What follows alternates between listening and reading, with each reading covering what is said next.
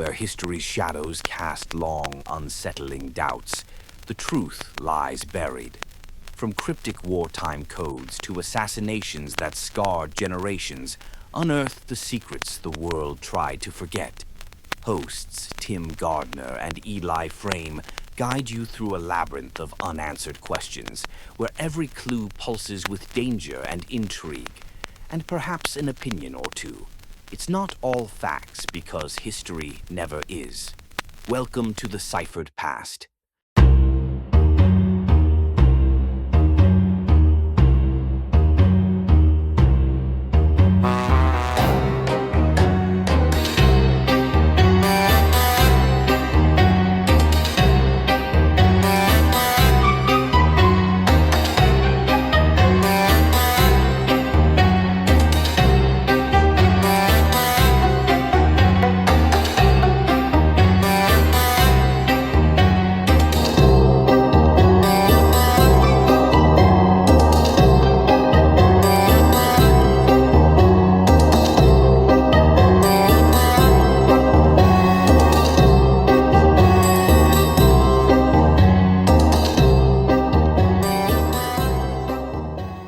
Welcome, everybody, to a new episode of Ciphered Past, episode 23. I am your host, Tim Gardner.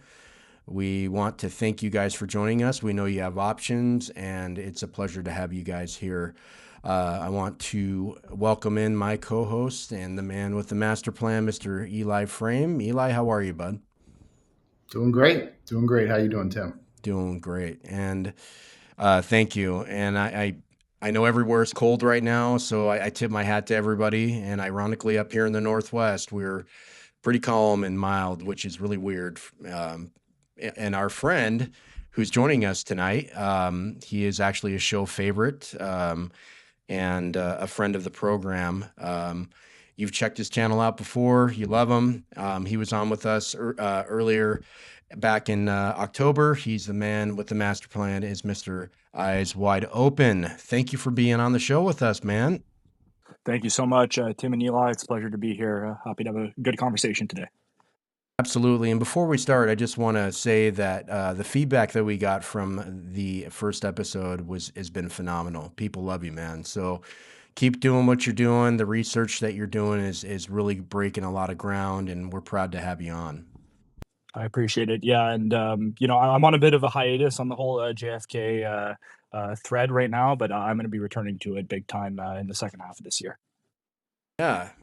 Well, so we teased last episode. We said there was going to be a part 2, and we were talking about Charles Willoughby. Now, give our viewers who haven't subscribed to your channel yet a little preview about the Charles Willoughby special that you have on your channel. Yeah, so I've got the first 2 parts of this series that I envision being 4 parts about Charles Willoughby. General Charles Willoughby, should I say, was the head of intelligence in the Pacific from the years of 1941 to 51 in Army intelligence. So that includes a wide period of time, which starts 41 right around the Pearl Harbor attack. Right before, actually, is when MacArthur kind of pulls him out of obscurity and puts him on this huge job. And I talk about that a bit in my video. And then all the way to 1951, near the end of the U.S. occupation of Japan. So really, he's operating on this massive scale. And the important thing to remember about the Pacific theater is that the OSS, so the precursor to the CIA, doesn't really break into the Pacific until, I'm going to say, 1948. About a year after the CIA is created. Douglas MacArthur is very effective at keeping the OSS out of the Pacific throughout World War II. So in that sense, Willoughby really has free reign of that entire intelligence theater for 7 or 8 years. So it's quite remarkable there. But then, of course, that I for this show, I assume you're interested in how he ties into kind of the JFK nexus. Yeah, I mean, I think that we can get to it, but I think the most important thing, with understanding how do we get to that point, I think it's important to begin with, what you've been talking about to get to that point, because I mean, there's a lot of things prior to that that occurred. Yes. So really the major points of interest are with the U.S. occupation of Japan. That I should say, and this has become kind of a new fascination for me. We'll say this post-war period in Japan, because it's almost never discussed that the United States was occupied Japan afterwards for 7 years and ran the country essentially. I mean, under General Douglas MacArthur's near singular rule. And then, of course, his staff, including Willoughby and a lot of other top generals from the Pacific Theater. So this is a really significant intelligence hotspot of the early Cold War as well. First of all, there's the Sorge spy ring that gets it's busted by the Japanese in 1943. It's one of the most significant Soviet spy rings in Axis powers. Willoughby gets access to all those papers right away and gets to see kind of what the Soviets were figuring out. Actually, Sorge was operating out of the German embassy in Tokyo as undercover as a German consular official, but he was actually feeding everything to his back channel in the KGB. So Willoughby gets access to these papers super early on, and it's not often discussed, but he kind of gets the earliest picture of what the Soviets know about the Pacific in 1945. So that's quite significant just on its own. But it's really the covert ops that are really fascinating about the post-war Japan period. Willoughby, with the help of this his sort of lieutenant, Jack Cannon is his name, with one N, Canon. It's spelled with two N's, sometimes erroneously, and in other documents as well. We'll get back to that. Jack Cannon runs something called the Canon Org in post-war Tokyo. And I guess the closest analog to it would be in post-war Berlin. What the CIA or the OSS at the time, or it was also the Counter Intel Corps as well, which is Army Intelligence, were working with Reinhard Gehlen on sort of working with elements of the former regime, of the Nazi regime. Willoughby, through Cannon, is able to kind of leverage these underworld connections and gets tipped off to these, at least this is my theory, this is what I'm going to try to argue, gets tipped off about these three top war criminals that are being held in Sugamo prison. And he releases them on Christmas Day, 1948. One goes on to be a major politician in Japan, becomes prime minister for 3 years.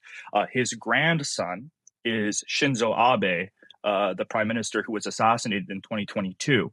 So that's one of them. The other is the largest Yakuza boss, so the main gangster of the post-war Japanese state. That's the second one he releases. And the third one is this massive philanthropist type who becomes close friends with Robert Maxwell of Maxwell Publishing and of father of Ghislaine Maxwell. So you have this massive, this whole nexus out of Japan that comes out of this pivotal moment where Willoughby releases these three figures that become essentially, like, and I'm not even trying to overstate it here, become the underworld of the Japanese state. It's truly, that alone is enough to put him on the sort of pantheon of early Cold War intelligence chiefs, in my opinion. So there's that experience that's super relevant, especially looking at what he might have been doing around the JFK assassination. Now, did he give any reason, or do we have any reason as to why those three prisoners would have been released? It's kept vague. What I will say is that in 1959 and 1960, there were memoirs that were released for those three prisoners in English. It was their first translations, and this was just around the time. 1960 was the renegotiation of the U.S.-Japan security deal, and the prime minister who he released out of Sugamo prison in 1948, his name is Nobusuke Kishi. He's the one who signs the agreement with Eisenhower in 1960 in his last days in office. Here's the interesting thing. This actually topples his government. So you can read these three memoirs that come out in 59 and 60 and kind of read it as them trying to launder their image in the wake of what was going to break as a massive scandal. So there is that. So it's clear that Willoughby knew that these people were, probably unsavory. I don't know if he had a role in getting those memoirs published, but it's interesting that they all come out around that same time in English. But no, unfortunately, it's kept quite vague why they chose them specifically, or why he chose them. And the three of them were released, and it wasn't part of any general release or larger amnesty or anything like that. Is that what you're saying? No. No, this is, and they were Class A war criminals, so they weren't considered class. I believe Class C is the most severe. So they were considered. I mean, if you want to go from this range, I mean, they're considered the sort of the least severe. I think it's only that they. I mean, I'm saying only here, but that they committed. I think that it's that they sanctioned acts that turned into war crimes, and that they themselves didn't actually commit any acts against humanity. Um, so I assume they must have been like, oh, that these Class A criminals probably didn't do, or they didn't find, maybe they didn't find substantial evidence that they had. But I mean, I'm writing a lot about Japan right now, and the prime minister that was released, Nobusuke Kishi, was the head economic manager of the Japanese colony in Manchuria for 6 years when they were using widespread, forced labor. So these are not savory people. These were elements that should have been purged, in my view. In my view. You're watching Ciphered Past. This is part two of an interview with Eyes Wide Open, and you could check him out at eyes_wide open on YouTube. Again, that's eyes_wide open on YouTube, and his X handle is eyes_wide open TV. He's on there, and definitely follow his content. I mean, it's spectacular. I had just a quick question about the inception of the CIA and Willoughby, and where does that tie up in the grand scheme of things to our audience that would like to inquire about that? Yeah, so this becomes a real pain point in the Pacific when the CIA is created in 47, and then it starts to sort of put its nose in Army G2's business in Japan at the time, because you got to think, they've had unprecedented, singular rule of the intelligence networks there, and then all of a sudden, the CIA comes out of nowhere and starts wanting to get in there as well, understandably. And by about 1950-51, Army G2 is already almost completely taken out of Japan and replaced with the CIA by that point. Interesting. If you type in Charles Willoughby and into the CIA reading room of FOIA requests, you will get the first hits are letters that he sent in the mid 50s to Alan Dulles, head of the CIA. And the letters come off as quite strange. They're it's it's almost pleasantries. He's talking about wanting to sit down with him and grab a cup of coffee and talk about his memoir or talk about his time in Japan or whatnot. And it's almost like he's trying to make himself seem useful to Dulles at the CIA after having been taken out of Japan and taken out of Army Intel. So he almost is trying to extend an olive branch to Dulles. And Dulles's responses are included in those same documents. And they're that some of them aren't even written by him; they're written by his secretary. But the responses are just extremely cold and show disinterest. Now, my kind of my thinking, I look at this and I say, like, are they doing this to try to, like, were these files released to try to downplay any kind of connection between Willoughby and the CIA? Like, look, these so obvious that Alan Dulles looks so unimpressed with him in these letters, right? He's like, he gets his assistant to write it. Maybe Mr. Dulles will find the chance to get back to you. I don't know. That's just my, kind of my speculation. But that said, I think it's very interesting that these are some of the only documents that we have regarding Willoughby post his time in Japan with his intelligence work. Yeah, I got a letter here from June 30th of 1955, which is way after all that. But the etiquette on here, it says, "Dear General Willoughby, thank you very much for your letter on June 1st, together with the enclosure concerning redacted. You may rest assured your efforts to set straight the record with which you consider erroneous will be brought to the attention of the appropriate office of record in this agency. In addition, I am referring your letter to our interested people for further study of the possibilities of our taking steps to establish the useful type of relationship you suggest in the last paragraph of your letter." So that etiquette there is what a typical CIA agent or like a representative, it's really coy, isn't it? I mean, it is just, Dulles was the master of that. Absolutely, and we really can't glean too much from it because this is how they all write. If you read enough CIA letters and CIA memos, you start to realize that they all have this kind of dry, cagey speech. So in that sense, I don't really take too much away from it. I just think it's an interesting kind of connection there that that they were apparently sending letters between each other. I mean, this is something that men used to do.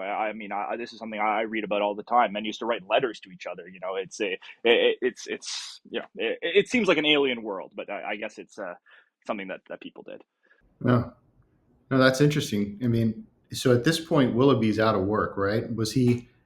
Did he get canned along with MacArthur when they tried to nuke in the Korean War? Yes. So Willoughby makes some really terrible intelligence estimates regarding troop was it Chinese and North Korean troop totals.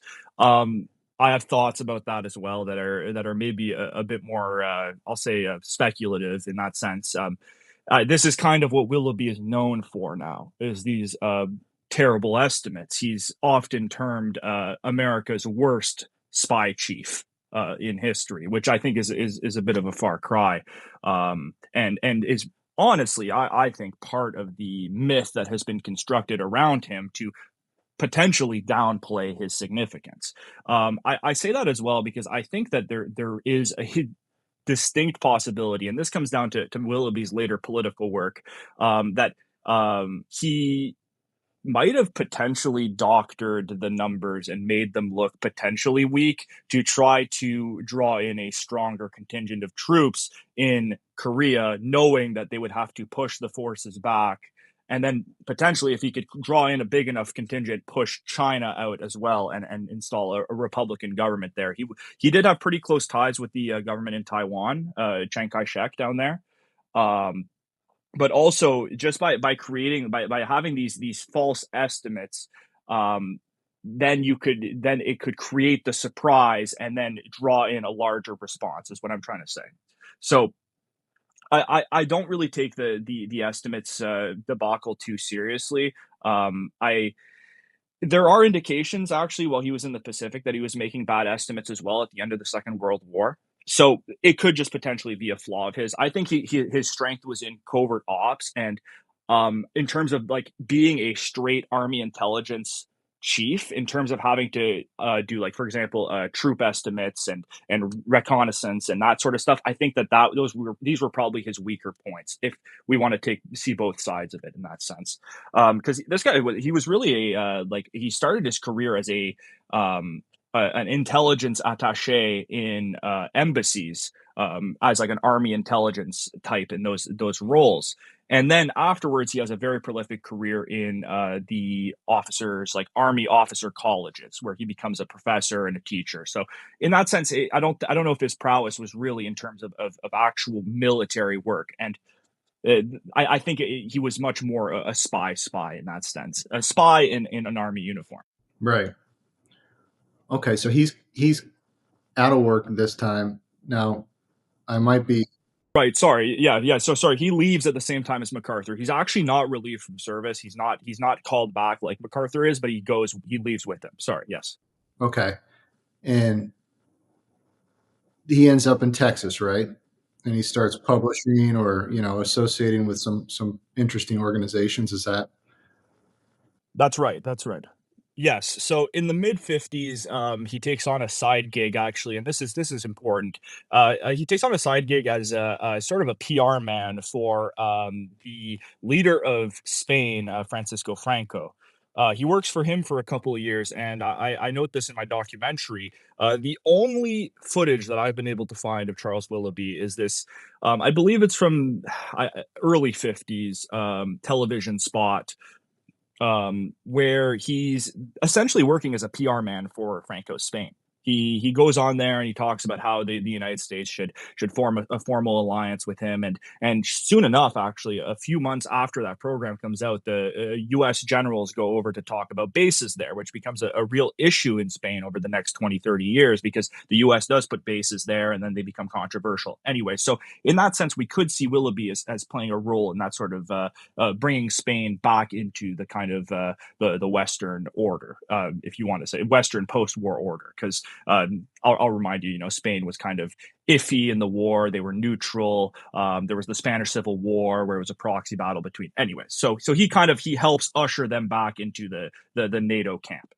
But beyond that, he does then move to Texas, and I can't say the exact date, but he ends up with H.L. Hunt, the oil millionaire, and he ends up working with him on a.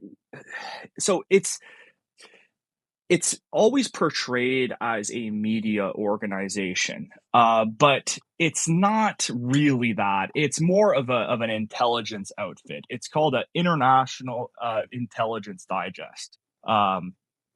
Sorry, the term is escaping me. My apologies, guys. I'm Foreign Intelligence Digest. That's it, Foreign Intelligence Digest. And it's presented as a sort of they do a radio program, they do a publication, etc. And with him there, he brings Jack Cannon, his intel lieutenant from Tokyo, and he also brings in a few other notable names as well that I'll get to. And it becomes this kind of sort of mini private intel shop run out of the H.L. Hunt empire. So you can imagine, there's probably a pretty good budget there behind them.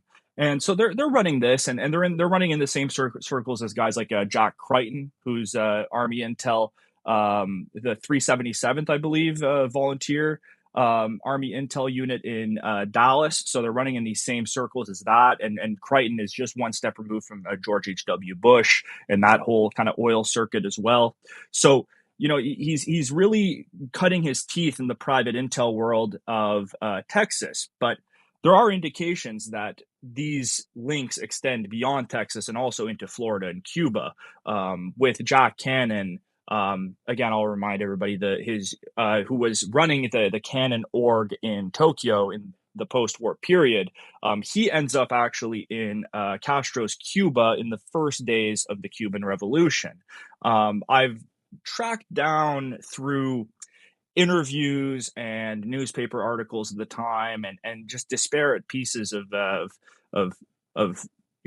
I guess, information about this man, Jack Cannon, that he was in Cuba during that time. He was running under an alias, Jack Shea. At least this is according to, and I should say that this is according to Interpen guys that say this. So it's Jack Shea equals Jack Cannon is the link there. But beyond that, there are other sources that I found that have mentioned Jack Cannon with two N's in Cuba. But reading about his behavior in Havana, this Jack Shea, aka Cannon, the similarities are staggering. He's presented as a gun nut, which Jack Cannon, in almost every single depiction you'll read about him, he is.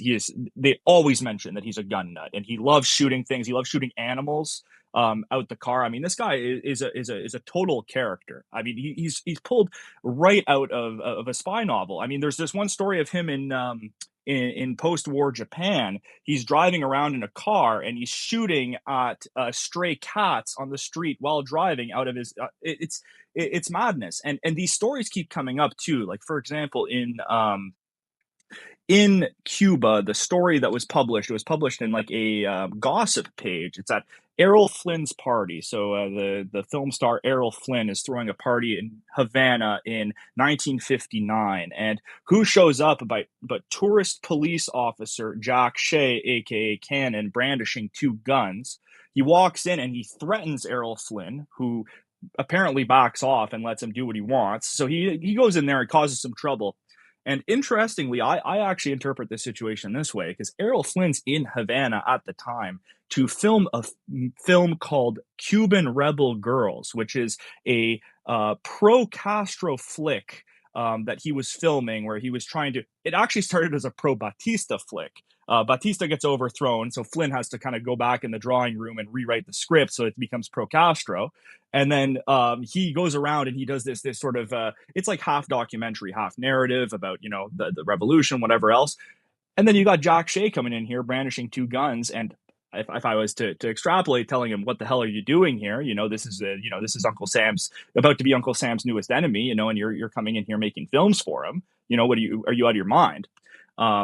That's at least my take on the whole situation in that sense. Errol Flynn dies actually a few months later in Vancouver, which is another strange episode. But yeah. So there's that as well, where Jack Cannon becomes kind of integrated with these Interpen guys, starting from 1959 until 1962, where he falls off the record. There's no records of Jack Cannon past 1962 until I think 64 is the earliest that he pops up, which is interesting.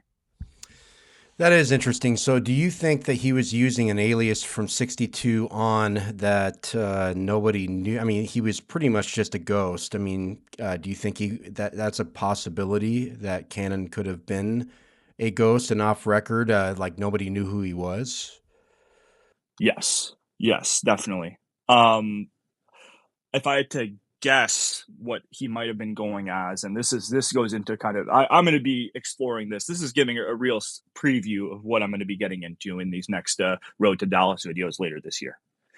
So there's this figure that keeps popping up, Colonel William Bishop. I don't know if you guys have heard of this name before, and he's become a sort of obsession of mine in a sense, alongside Jack Cannon.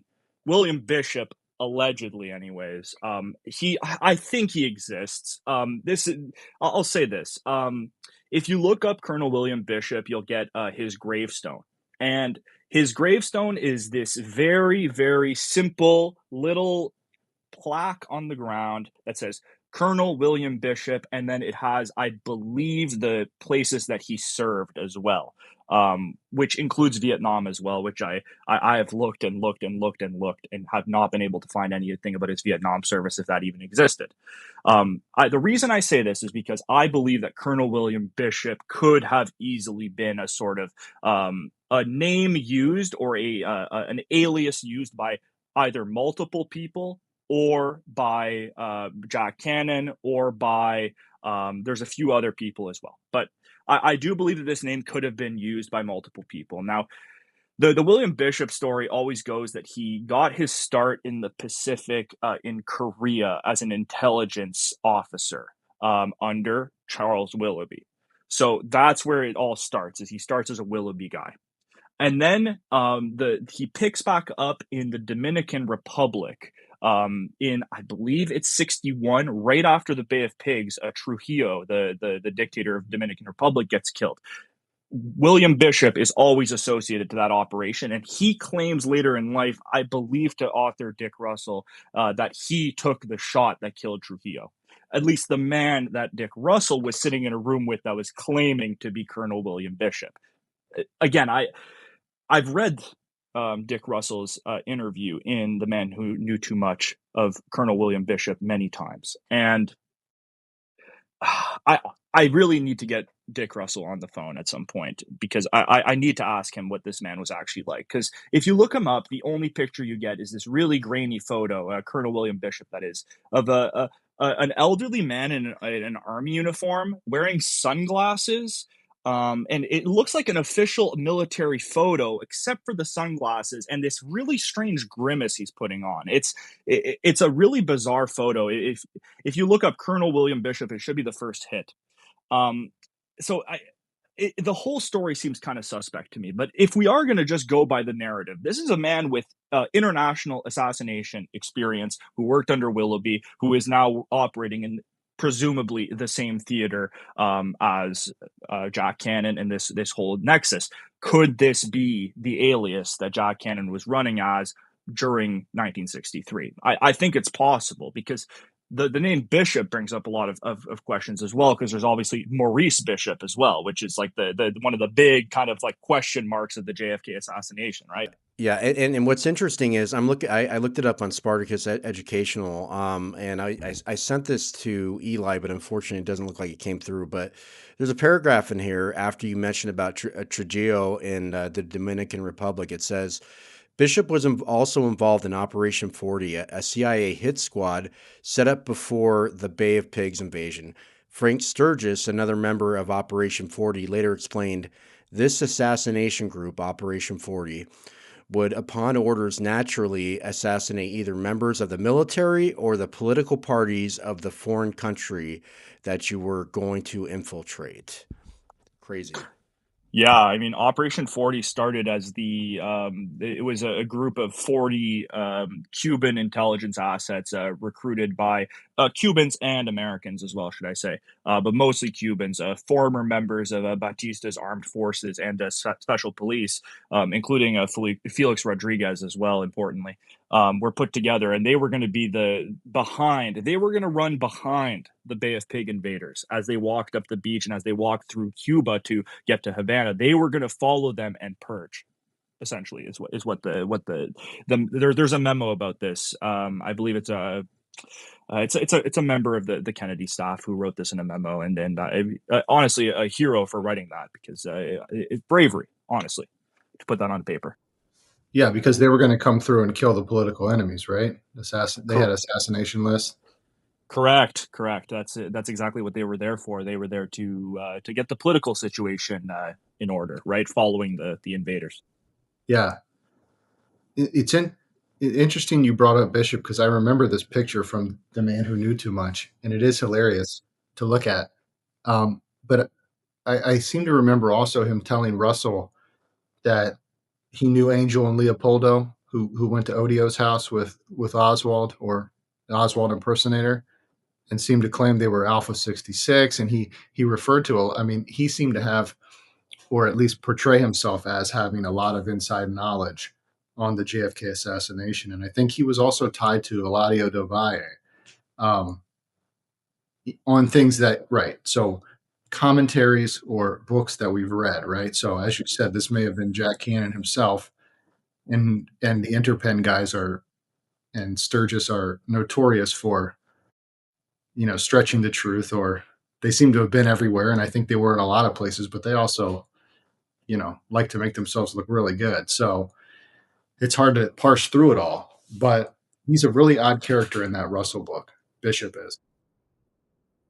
That, I mean, what we're getting to right now. There's a paragraph after this, which I was talking to Eyes Wide Open just a second ago. Is that it says during this period, Bishop worked under Desmond Fitzgerald and was under with anti-Castro groups in Miami, such as Alpha 66, as Eli pointed out. He was also a case officer for Antonio Veciana, which the community knows pretty well, and claims that Santo Trafficante helped fund his organization. Bishop also had a close relationship to, guess who? David Atlee Phillips and Roland Matt. Oh yeah, so Rolando Masferrer is he's at the No Name Key Camp. He's actually the first one to arrive at the No Name Key Camp. So just to some background on Rolando Masferrer is his nickname is the Tiger, El Tigre. He ran his own kind of I don't even know what you would call it. They were kind of a semi-independent group of thugs that did kind of dirty work for the Batista regime. He's one of the first to get out, just to put it into perspective, when Castro takes power, right? He's on like the first boat to Miami. So just to put that into perspective, he was probably high on the sort of purge list on their side.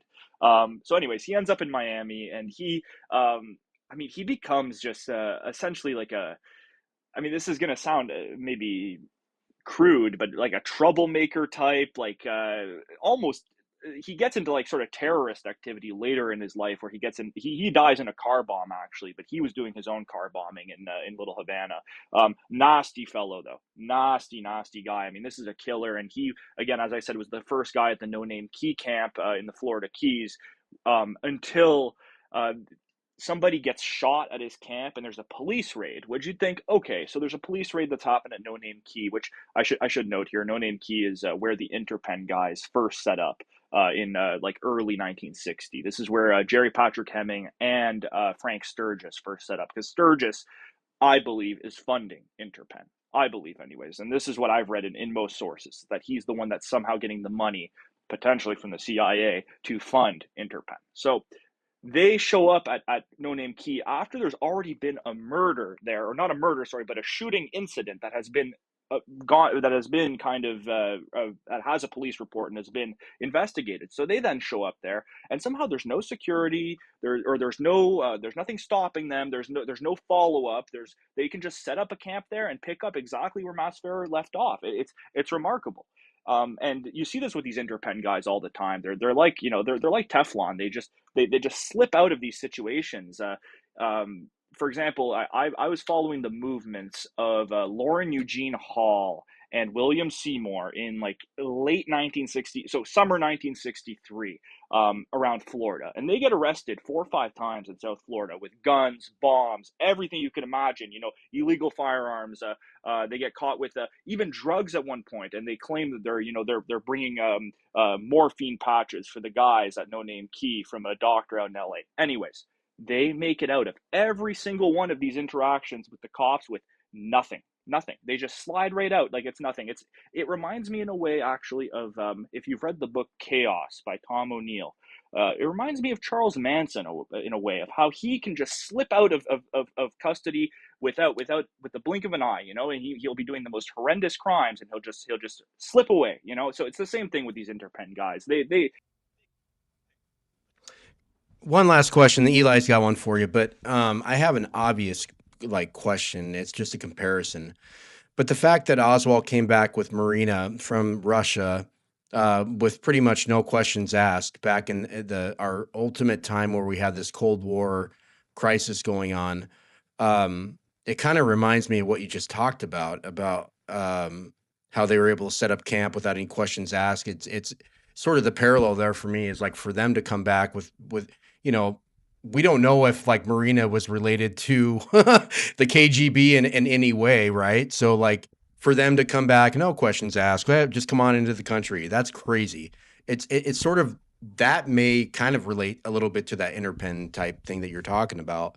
There's just a lot of coincidences in that regard. That was a more obvious one that I wanted to bring up. So. Yeah, absolutely. It's very comparable. I agree. I mean, a lot of people say that Oswald might have been a sort of in a what is it, a forced or not a forced defector, but like a planned defector program or a secret fake defector program, right? Where he was sent there on some sort of intel mission as a kind of a mole in Soviet society, and yeah, I think that's quite plausible. I think that's a good analogy that there's some sort of a guiding unseen hand behind some of these folks in that they do just get off scot-free, right? I mean, it wasn't that long before this when folks were being blacklisted, losing their jobs, getting hauled up before Congress and McCarthy for any association with communism, and Oswald waltzes back in. Now, obviously, the Interpen guys aren't in any way pro-communist, although Sturgis was fighting with Castro before he was against him. But we see a lot of that, right? But you still get the sense that there's some sort of unseen hand, right? They get arrested. Somebody makes a phone call and says, "Listen, these guys are, leave them alone." Yeah, like they've got like a golden ticket out, or like get out of jail free card, but unlimited at them. It just happens. Like I actually really recommend if you do have the chance to go to the Mary Farrell Foundation website and read up the I think it's a collection of police reports on I believe it's William Seymour and Lauren Eugene Hall from that period. It's really fascinating because you really do get that story. I'll check that out. Thanks. Yeah, no, I haven't never read that, but that's two of the guys that Hoover told the Warren Commission showed up at Odio's house. So correct. Same guys. Yeah. They're a pair, and Lawrence Howard jumps in there as well. Sometimes it's those guys. Not all the Interpen guys. I think we're in on it, but they were. What's interesting is we're going to leave a link to our audience, obviously, about your Willoughby episode. But I think you opened up a can of worms on a great can of worms, by the way, on William Bishop. His story is absolutely fascinating. I mean, like, if this is Jack Cannon, I mean, where have we heard this before? Alec Heidel, Lee Harvey Oswald, Jack Cannon, William Bishop. This guy's story is crazy. I mean, like I'm going through it right now, and I'm just like, this guy was involved with everything. I mean, nuts. I didn't have a clue about him before you mentioned him, man. I mean, if he's real, he's he is one of those kind of international assassin types. He fits the bill. He fits the bill actually perfectly for a ZR rifle guy out of Bill Harvey's shop. A ZR rifle had a much larger scope than just killing Castro. It was a real assassination office. I believe that the killing of Trujillo came out of that shop, and I also believe that they were. This is actually confirmed. They were working on the assassination attempts on Lumumba as well in the Congo. So this is international in scope as well, not just on the hemisphere. They were running stuff in Africa as well. So the scope there is massive. Yeah. In and I believe we end up hearing from some accounts, Albarelli and some others, with Canon ends up in Dealey Plaza, I believe. That's right. Yeah, he ends up in the date book. I don't know what to make heads or tails of that date book. I've seen people argue in entire threads, on Twitter or on whatever forum about what is the authenticity of this date book. Is it real? Who even keeps a date book? I don't know. I'm torn on it because it is kind of just the perfect piece, right? It would be the perfect piece to my puzzle. It'd be like, yes, Jack Cannon was in Dealey Plaza that day. He is the Jack C in the date book, but I don't know. I need more. I need more about that piece of evidence. I don't know if I would need to see a scan of it or what, but it would really help alleviate my skepticism. Well, and I could see why you'd be skeptical about it because, I mean, that is just too obvious, right? We had Joe Borelli on about a month ago, and he talked about the flight logs of David Ferry, right? And on there was an alias allegedly of Clay Shaw, and then the other one was Alec Heidel, okay? And what's interesting about that is, like, would these things be super obvious to have these names on there? Like Jack Cannon, you would think is a massive high like asset that you wouldn't, my question to you is just, I mean, I agree with you to that certain extent. Why would they have somebody that's that high priority asset like that on a list like that? I don't know if that's even plausible. Yeah, I mean, I conceivably he'd be running under an alias. I mean, he was running under an alias when he was in Cuba, and that was much lower stakes than killing the president. I mean, to me, it's the kind of thing where it feels almost too perfect. And with these types, I mean, the end of Jack Cannon's story is interesting as well, and I think it might just tell a little bit more about him actually being involved. He kind of retreats in the 60s to this dusty town in South Texas, and he sets up there with his son, and they create like a gunsmithing business, which of course, and while there, he develops actually and patents a new technology. It's called the safety slug. It was then eventually bought by Glasser, I think is the way to pronounce it, or Glasser. I don't know how to pronounce it. I've only read it written. But it's essentially it's like it's a type of bullet. It's like a handgun bullet, but that has like shrapnel from a buckshot shotgun. That when shot by it actually will not kill the person. So it's like it's like a non-lethal bullet essentially. He develops and patents this, and he dies in 1982. They rule it a suicide. He is shot in the head with two of his safety. Okay, all right. Now let's stop there. Let's stop there. Okay, that's crazy. Oh, that is nuts, man. Okay, does that ring a bell with our viewers right now? I mean, Gary Hill, right? Yeah, or not Gary Hill. Not Underhill. Yeah, Underhill. Yes. Our guy, the guy, Gary Webb. Yep. And then also George de Mohrenschildt. But the other guy I'm thinking of is the guy that Pitzer. Yes, Kip Pitzer as well. For some reason, it shot himself with the opposite hand. God, that's crazy. I had no idea about that. Yeah, it's a really strange one. Yeah, and his son actually ends up taking over his business afterwards, and I think his son's probably still alive, if I had to guess. So that's somebody to track down for somebody. I don't I had his name written down somewhere here. Let me see if I can find it here. Eli, what do you think about that, man? That's crazy. I think we should find this guy and talk to him. He's Yeah. probably Sorry, died in March 8th, 1981. My apologies. Not at 1982. Yeah, here, I'll find you guys the name after. I don't have it here written down. Yeah, that's wild. Okay, this can of worms is really interesting. I don't know if you want to get back to Willoughby in Texas or not. It's up to you. But does he run into does he hang out with Walker too? You mentioned H.L. Hunt and Crichton and the others. Right. Is he in Yeah, the this is Walker all that camp? same network. Yes, that's all in this same kind of nexus because Willoughby gets into all these kind of these what you would call like far right causes. Like he becomes like a Bircher, but most importantly, he joins he joins a lot of like Billy James Hargis's the Christian Crusade. He becomes very involved in this, and this is just adjacent to Walker, who has Billy Hargis on in a lot of his talks. And he's actually Walker. The reason that he got dismissed by Kennedy in Germany is because he was handing out Christian Crusade propaganda to his troops. This is the same Christian Crusade that is being funded and being, I think that Willoughby's even sitting on the board of at the same time. So there's kind of that parallel there as well. But Willoughby becomes tied into all these sort of private intelligence webs. And I don't know, have you guys heard of the Shikshini Knights? I've heard the name, but I don't recall what it is.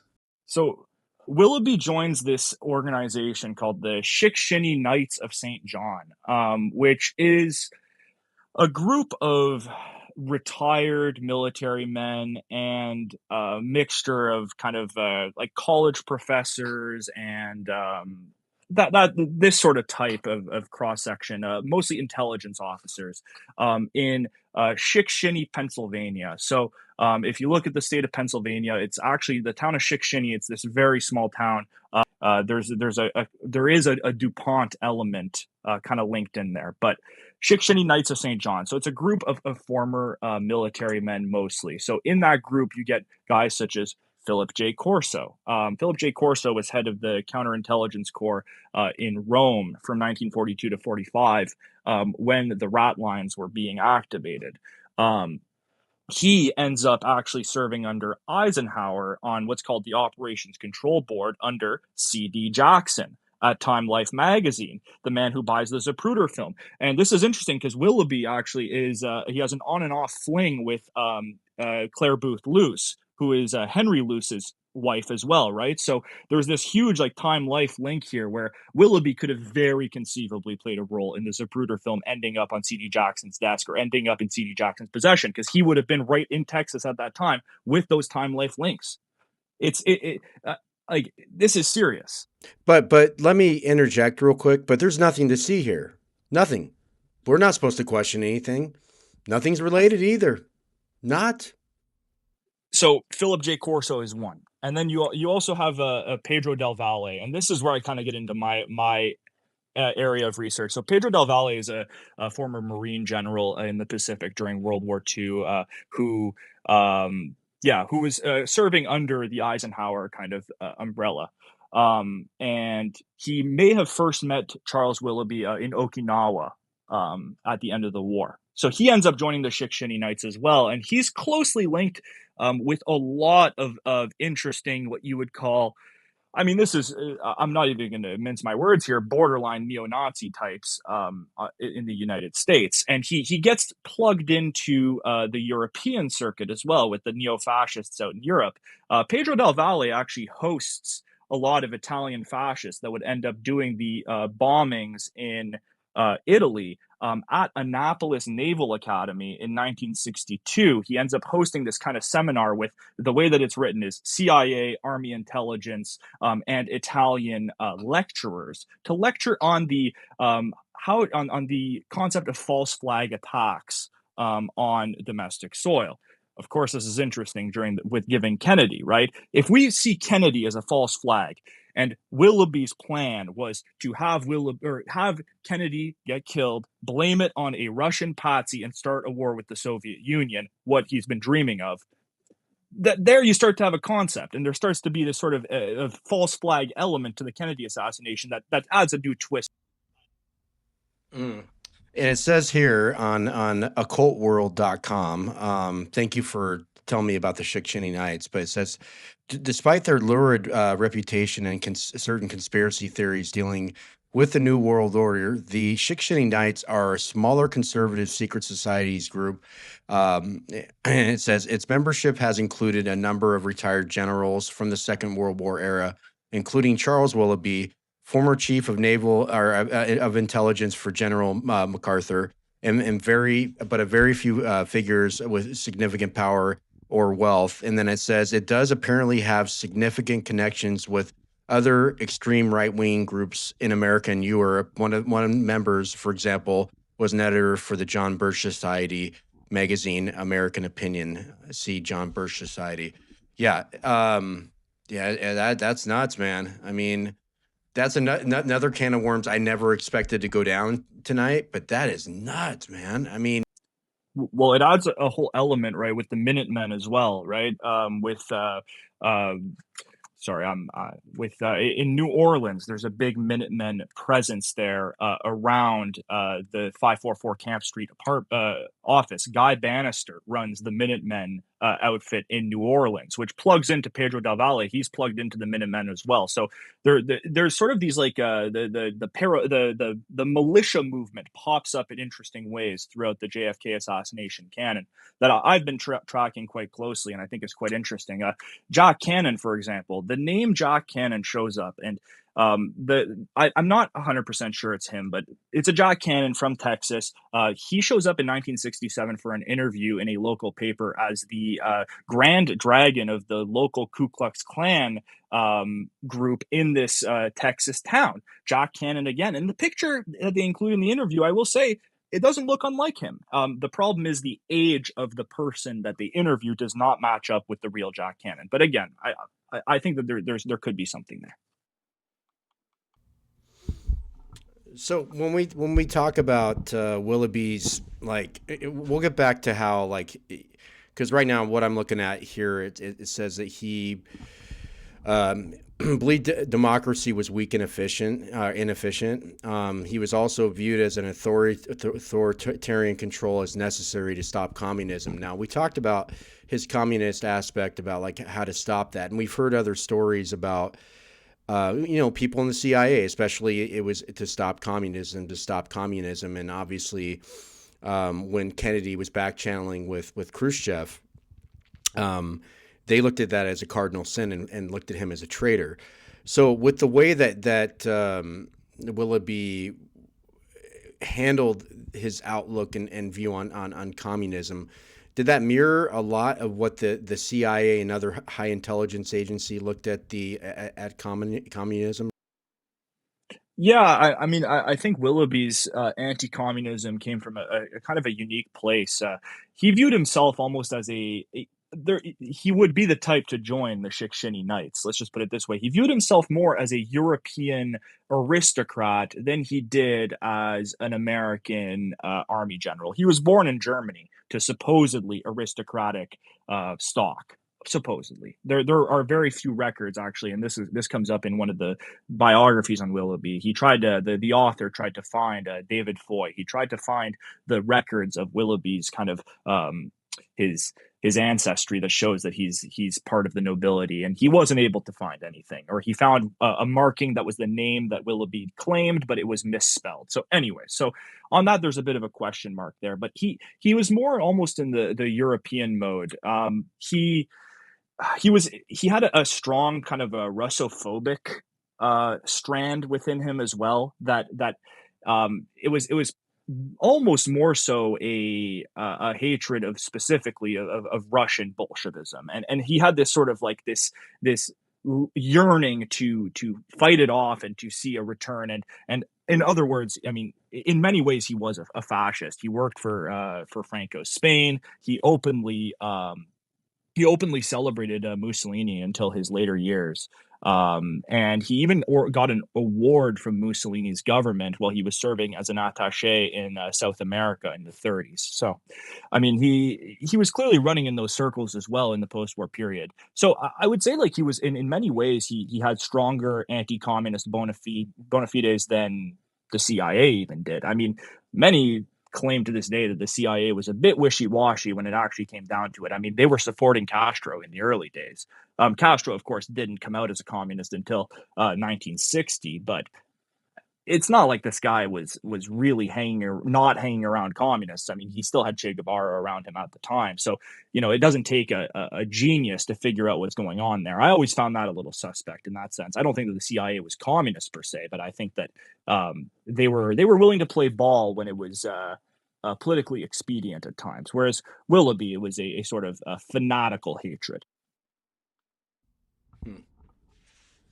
Interesting. And so we talk about like about his European representation, rather. Do you think it? I mean, it's obvious that he had Nazi connections, right? And he maintained those contacts. Am I correct?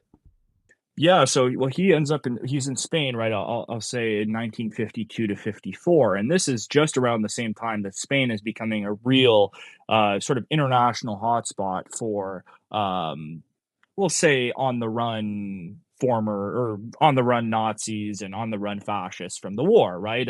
This is when Otto Skorzeny is in and out of Madrid all the time, Hitler's favorite commando, who would end up becoming a key player in sort of Gladio networks. He ends up, hopping between South America and Spain throughout the rest of his life. And some have even tied Skorzeny to the JFK assassination, which I find is a little bit of a stretch. But yeah, I mean, Willoughby was operating in those same circles in Madrid for sure. And I found a source actually that claims that Willoughby was at a conference in, I believe, Italy in 1962, similar cast as who Pedro Del Valle had at Annapolis, Maryland. So there's a lot of interplay there between European Gladio networks, or early European Gladio networks, because the terror wouldn't really start in Italy until the mid 60s, so after Kennedy. But there's a big interplay there between these sort of shadowy kind of neo-fascist forces and Willoughby and his circle in Texas and in Chickasha. And then, I mean, we could also talk about the Algerian angle or the French secret army angle as well with Jean-René Suet, the OAS guy. I mean, these are the same exact circles. These are the same guys who were going to these conferences. So it's all kind of overlapping in that sense. And I find the false flag angle extremely compelling. Yeah, I agree. And I've always found it interesting too that these, huge right-wing fascist adjacent guys found such cause with the Cuban exiles, in that, to me, I don't know, it must be, maybe it's from where we were sitting 60 years later, but I'm thinking of these old, bigoted Texas guys, and then these other guys who come over from Cuba, and they're like, all right, yeah, you're in, let's hang out and work together, right? I mean, it seems like they would say, no, we don't want any Cubans around here, right? I don't know. Yeah, we can just kill communists. Yeah, I mean, I guess as long as they were willing to kill Reds, right? I mean, it didn't really matter, right? I guess. Yeah, yeah. I mean, yeah, it's interesting in that sense for sure. Yeah, I mean, I think that they were definitely useful allies in their secret war. But yeah, no, it is a funny thought to have, and I also often also think of Guy Bannister's office, how he had French secret army guys running in there apparently with Cuban exiles, with Lee Harvey Oswald and David Ferry and their merry band of weird guys, all kind of like together in this small space. I just picture them all there at once, which probably never happened, but for some reason I have that image. Yeah, well, it's just a total circus, right? And we know Bannister is a huge racist, a huge right winger. He's got David Ferry, right? Obviously a homosexual, a bunch of Cubans. Yeah, I don't know. He is either beside himself or like, well, this is the Or the man was drinking way too much to know his own reality, right? I mean, the guy was a massive alcoholic, so We'll have to ask Janet Bannister that question. I don't know. Janet is his niece. She's been putting out some stuff. She's been on some podcasts. I think she was on with That's Enough Out of You, I think maybe, with Sean and Bill. Um, anyway, so she's been kind of trying to research her uncle. So it sounded like she grew up with, um, she knew her uncle, Guy. I think we'll say it was his niece. But then when he died, and then her father like kind of shared some with him, and then he died. So she's kind of like trying to piece together who he was for real versus the man she knew. So it's kind of a story we've seen a few times. We had another group, a man and his daughter on a week or two ago. The same kind of deal. Not with Bannister, nobody famous, but same thing. The parents, it just didn't really jive when they started to learn what was really going on with released documents and things like that. It was like, well, wait a second, that's not what we grew up with, believing or seeing at the reunion. So it's common refrain, it seems, in these circles. absolutely. And to expand off that, their story was crazy because she didn't say anything until the end of her life. Obviously, I think that like the Howard Hunts, like the David Atlee Phillips, they pretty much spilled their beans. But like their story is interesting because his dad, right? His dad had like multiple Eli. Didn't he have like multiple type jobs that you could never pin down what his job was? And then after the Kennedy assassination, he died months later. I mean, that was nuts. I mean, like, and he either knew something, and we're going to get to a part 2 with that, but I mean, their story was just incredible. And for a CIA kid, just imagine to find out all this stuff. His daughter did all the digging on it, which was crazy. But real quick, I want to get back into Souetre because you mentioned him. And the quote unquote French connection in New Orleans, it goes back into, for me, and a lot in the community, to ask why was Souetre in Dealey Plaza the day of the assassination, and then he gets deported. I mean, this is all in documents in the NRA. You can go over there and see it. He gets deported the next day. So it's funny that you mention even Souetre's name because, I mean, like they're all intertwined somehow. It's crazy, man. Yeah, I mean, with Souetre, I often think of. I think this might be actually mentioned in The Man Who Knew Too Much as well about the.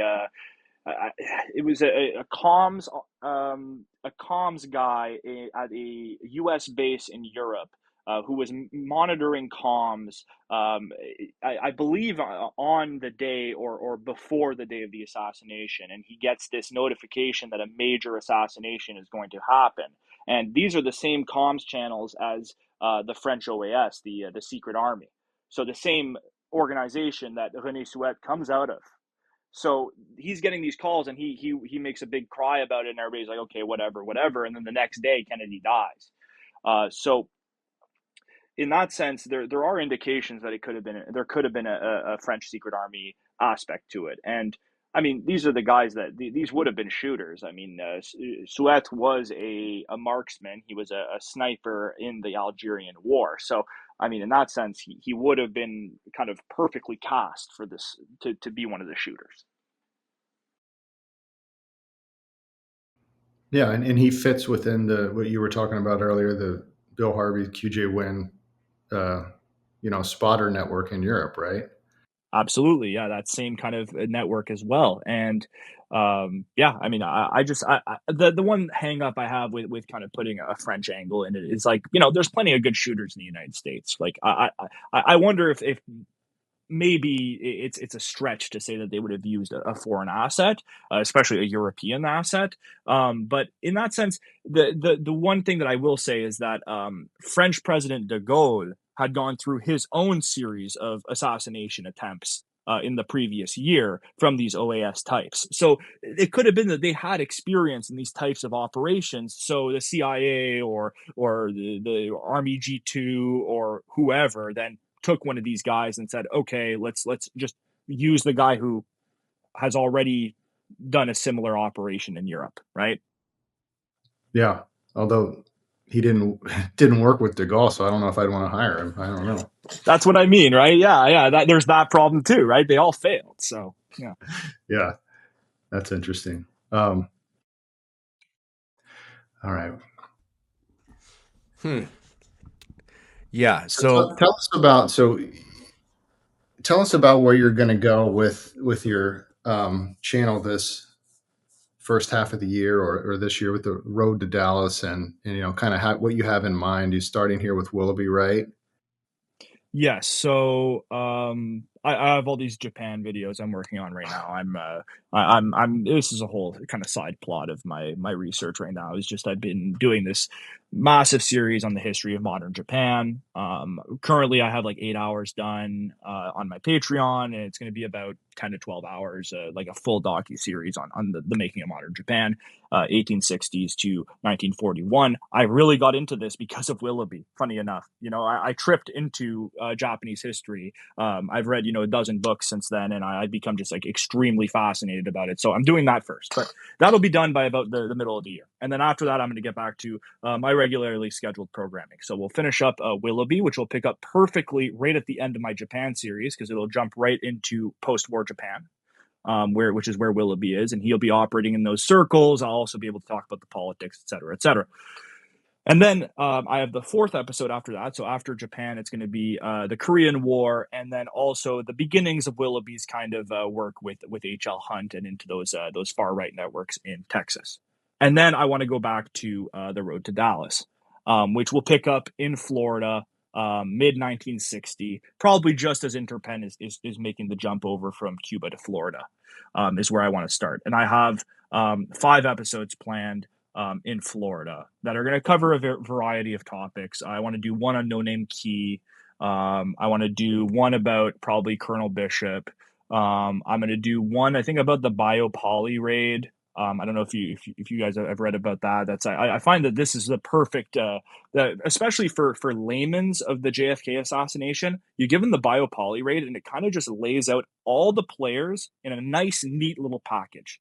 You got the mafia, you got CIA, you've got the far right with Pauly, right, and that sort of money network, all kind of in one place in a perfect little basket that you can kind of just start right there and get kind of the gist of what the JFK nexus looks like before you get into the kind of wider, more kind of arcane stuff. It's a great little piece, and you also get the Time Life angle too, because I think it's there was like a Time reporter there with them as well, so you really get all sorts of pieces. So I want to do that episode, and there's a few other ones jumping in my head with that. And then I want to end the year with a new series that I'm calling American Gladio. And this is really going to be kind of where we were going with that discussion about all these generals going overseas to get all this knowledge about false flags and whatnot, and kind of applying that to an American scenario and seeing how that has translated into the modern militia movement, specifically with the big three being, like Ruby Ridge, Waco,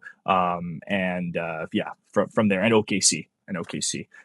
So going from like that sort of evolution, because I got one more thing on Willoughby, that Willoughby played a part in the publishing of the John Franklin letters, is what it's called, usually just referred to as the Franklin letters, which is a book that it's a fictional telling of letters between different kind of different people during like a civil war. I'm not exactly sure of the content. All I know is that it served as sort of a pamphlet that was passed around in the paramilitary underground. They would read the Franklin letters, and it was kind of like a foundational text for the militia movement. Well, that actually ended up being an inspiration to the author who wrote the Turner Diaries, which became like the key piece of the militia movement in the 80s and the 90s. That comes out actually from the Franklin letters. And interestingly enough, the Franklin letters were published by Lyle Munson, who was an OSS agent and a CIA agent until 1951. He worked in the Psychological Warfare Division, which would have been right next to C.D. Jackson and that whole network over in the White House. He was close friends with Robert Welch of the John Birch Society. And of course, he's the one who published the Franklin letters, and then later would publish the Turner Diaries as well for the first print run. So you have the fingerprints all over that of intel in the militia movement and creating this kind of subterfuge network that can be tapped into. Wow. It's amazing how it all there's links between it all, you know? Yeah, it's dizzying sometimes, but I am really looking forward to this American Gladio series. I think I'm uncovering some pieces that maybe haven't been discovered before. I hope that's always what I try to do. I try to bring something new. So I have an off-air question for you from one of the listeners who just sent me a direct message. They asked, what was the connection between Willoughby and Lansdale? Willoughby and Lansdale. So this is again speculation on my part, but so Willoughby, and this is actually not mentioned in his biography. This is mentioned in the biography of Claire Booth Luce, his lover during the war. They actually end up staying close post-war as well. I don't know if they keep seeing each other romantically, but they keep running in the same circles. Claire Booth Luce being the wife of Time Life founder Henry Luce, and they keep running in the same circles. They're both in the American Security Council. This is another one of these kind of like many far right causes, but this one is really, really significant. And there's indications that the American Security Council even provided specific instructions, or not instructions, but advice to the actual the president and the actual like decision making apparatus at the White House during the Reagan years. So anyways, Willoughby ends up there with Claire Booth Luce after the war. But going back to during the war, so Willoughby goes to San Francisco on a mysterious, undisclosed assignment in 1944. And during that time, Edward Lansdale is serving in San Francisco as a with the OSS at the time, I believe, in like propaganda and psychological operations. And most of what he was doing is believed to have been stateside propaganda. So if you look up, for example, the Know Your Enemy series of World War II propaganda videos, you could assume that he maybe had a say or had some work with that in producing that material or something along those lines. Anyway, so they're both in San Francisco at the same time. Willoughby on an undisclosed assignment, and Edward Lansdale working propaganda, but soon to be shipped off to the Philippines in the Pacific under Willoughby's umbrella, where he would then famously put down the Hukbalahap rebellion, help bring in the new president of the Philippines, which the name is escaping me right now, which was a U.S. ally and which was seen as kind of the first victory of so-called counterinsurgency. And then from there, he goes to Vietnam, etc. So I see this encounter in San Francisco, or potential encounter, as quite likely, given that Edward Lansdale then works under Willoughby. And guess what? Lansdale then ends up being at the American Security Council as well in the 1950s and 60s. He's on I believe, the board, while Willoughby is there as well with Claire Booth Luce. So, these circles, they all kind of run together. So yeah, those are the main connections between Lansdale and Willoughby. Of course, when Lansdale's doing his work in the Philippines, he's technically reporting upwards to Willoughby at the time. Wow. Now, have you seen any evidence of there were the OSS guys like Hunt and a few others that were in the East during World War II? Is that correct? You said that MacArthur had kept most of them out.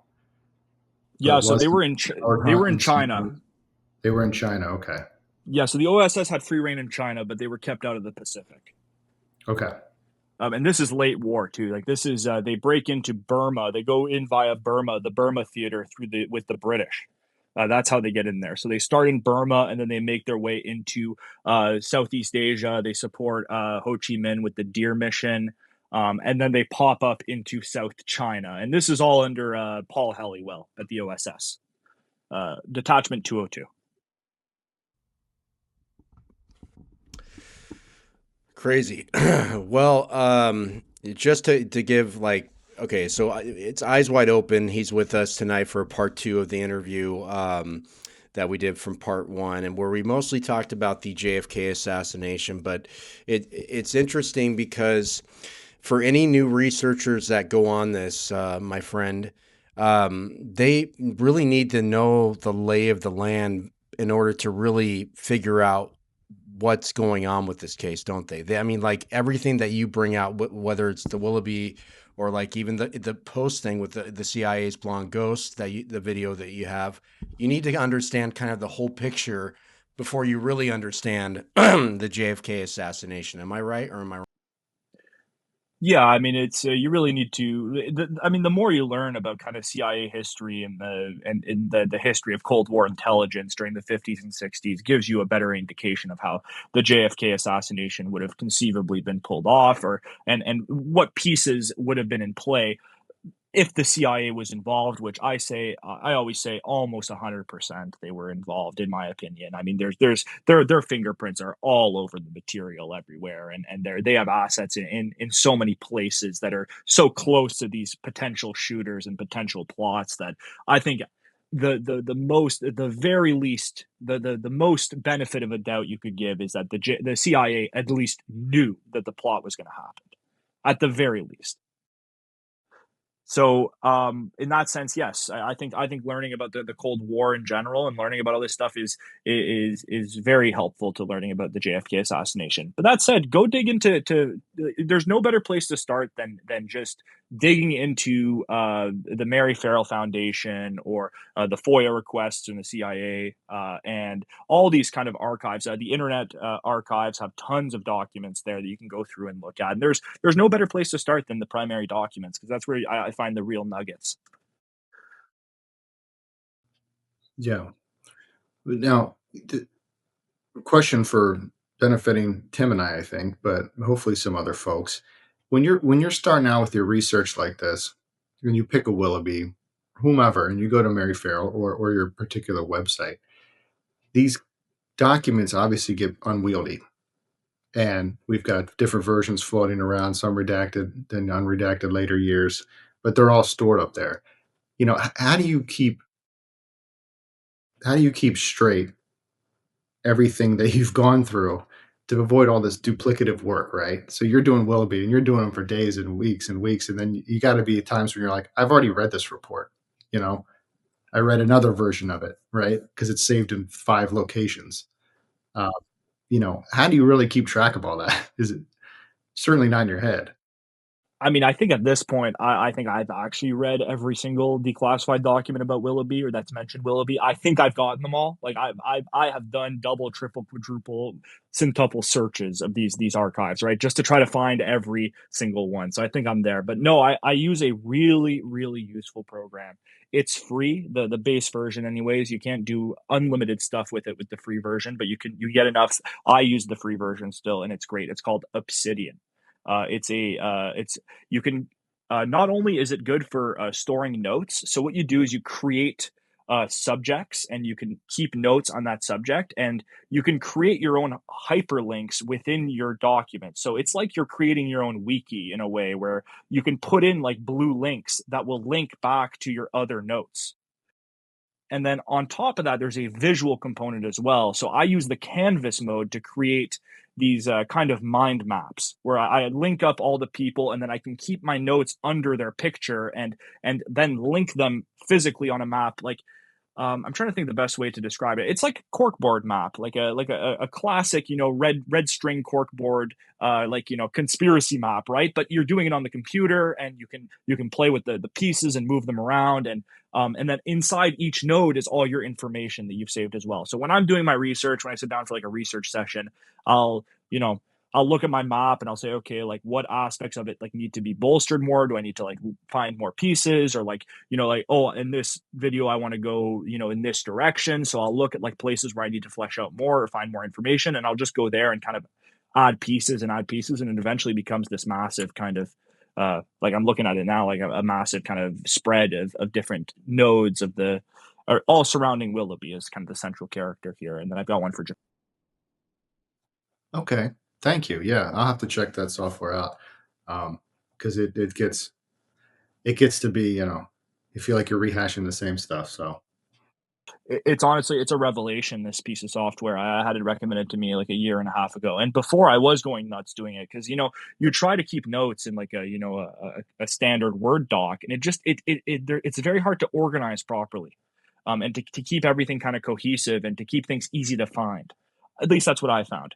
And with this, it's quite good because I can just store it under the person. It's like a little filing cabinet in a way, of different files. And I do the same as well in my just in regular folders for my all my pictures. So I take screenshots of documents and of little information snippets, and I'll keep that in like sort of stored folders. For example, like I have a folder here for American Gladio, my series coming up, where I'm just throwing in relevant pieces of primary information, just the snippets that are important.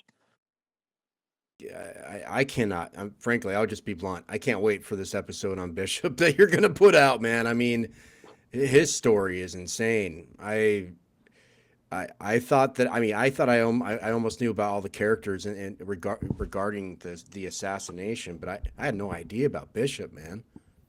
I think what I'm going to do for Bishop is I'm going to do a whole episode on the Trujillo assassination and just talk about people on that were potentially involved in that, because there are other shooters that have come out from this operation that could very conceivably tie into these same networks as well. So I do want to do a whole deep dive on it, and then have Bishop kind of be the big piece to lead. It's going to probably be an episode of the Road to Dallas, and it'll lead into then the Bishop episode itself. I need to talk to Dick Russell, though. Because I need to ask him questions about how this guy actually was, what were the circumstances of the interview, because it's that interview that sticks in my head. If you have the chance to go back and reread those few pages, it's really, really it's blood chilling what he says. Yeah. He lays. Is he the one who talks about you got to think of it just like a tin can? Yes. When you're shooting somebody in the head, yep, you can't let it get to you. Yeah, you're right, because he kind of comes out of nowhere in that book, I felt like. And it's just, like you said, a few pages, but he says so many things.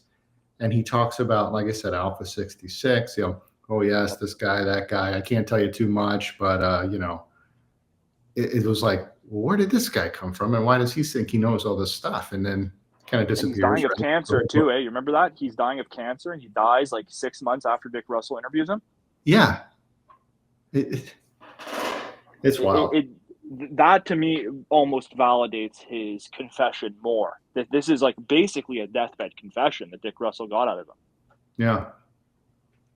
Anyways, so I am really looking forward to getting into that, because I think he's an underexplored character, and also just a really unique piece of intelligence history, in the sense that you can take the Bishop name and go so many different ways with it, with like Maurice Bishop and the David Atlee Phillip connection and all that. So yeah, definitely. Yeah. And we have our special guest on tonight for part 2 of the Eyes Wide Open episodes. And great thing, we got Eli here tonight, because you've asked some great questions tonight. So, and it's a pleasure to have you back on, man. I mean, you've been incredible. But just to highlight what Eyes Wide Open has on his channel, again, he has the Road to Dallas series on there, multiple chapter episode that's phenomenal. He does have the history of the CIA, which, again, if you heard anything tonight or the last episode from him, how detailed he is to his craft, you will be amazed by the detail that he has in these videos.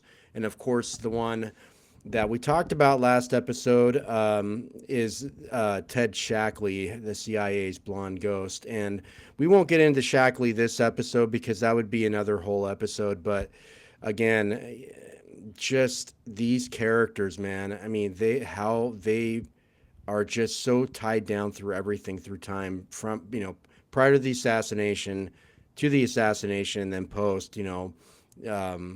It's just crazy. And the way I just got to give you props by the way that you've been really putting these videos out, and you there's a reason why you're rapidly growing in your fan base right now, man. I mean, you do great work. Well, thanks, man. No, it really, all of that means a ton. This started as a hobby for me. I never really anticipated it being this big. This was something I started doing just, evenings, weekends, whenever I could get a second in to make videos. That's why they were shorter at the beginning. But I've luckily been able to actually turn this into a career starting this year. I'm giving it a shot full time. So I'm really, excited for what I'm going to be able to produce this year. Because I think, if I was able to produce a lot last year, like this year, it's going to be like double or triple. So it's about to go crazy.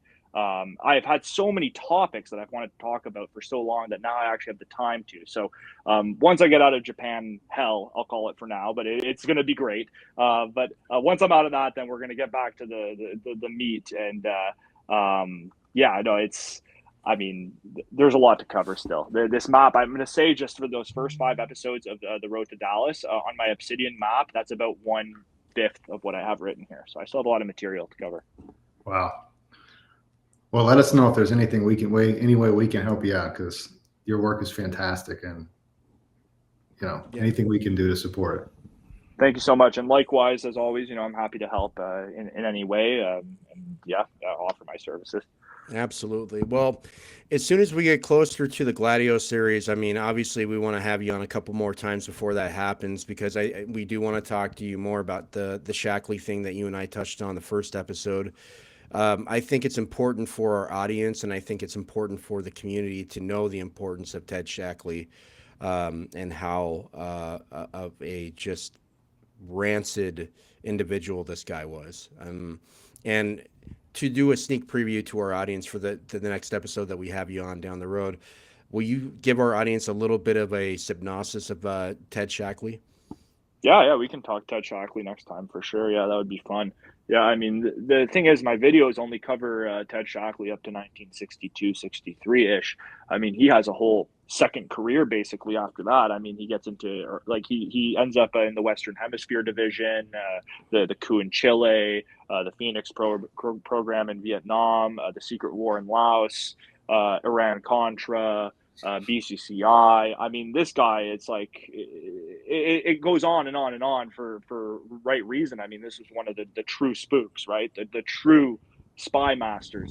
But I'll say the unsung spy masters, because he was always behind the scenes. He was in the late moonlight office, making sure that all the timesheets were correct, and making sure that all the assets were in place, and making sure that the sort of the nitty gritty of the intelligence work, not the boom and bang, but what makes the operations run. This was his specialty. Yeah.